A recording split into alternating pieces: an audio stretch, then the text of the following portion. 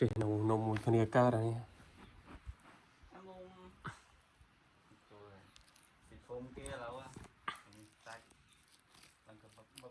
Ano naman yan? Hinamoy ko na yan, isok sana. Slow đây.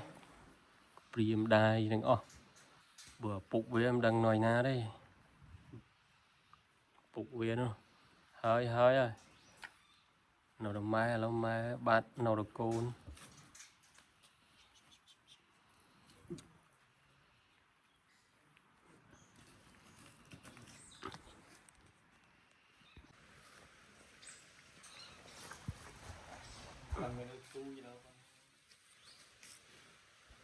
Nâng về nấu sọc xa mùi nữa.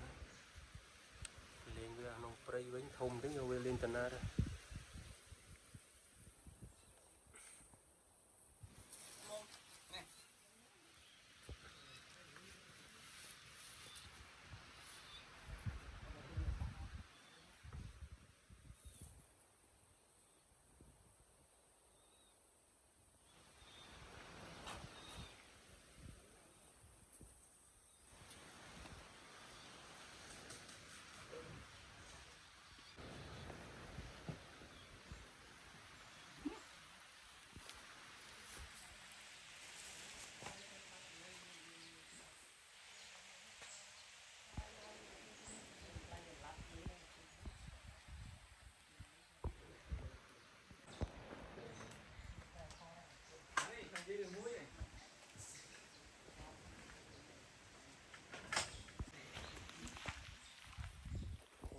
Đò màu về dân món.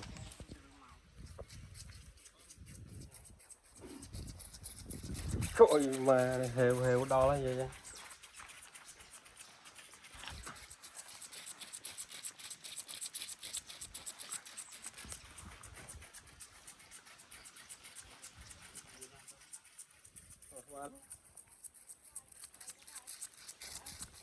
Ngay đây bạn ơi. Mặt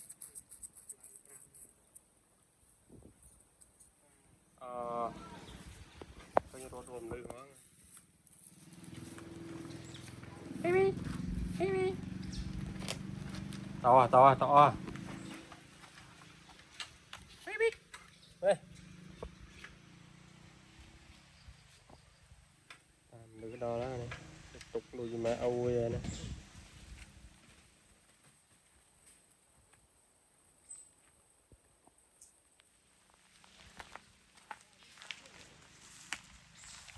Sát anh cục đi đây yang bị tôi cho vô mình châm vào đọc cô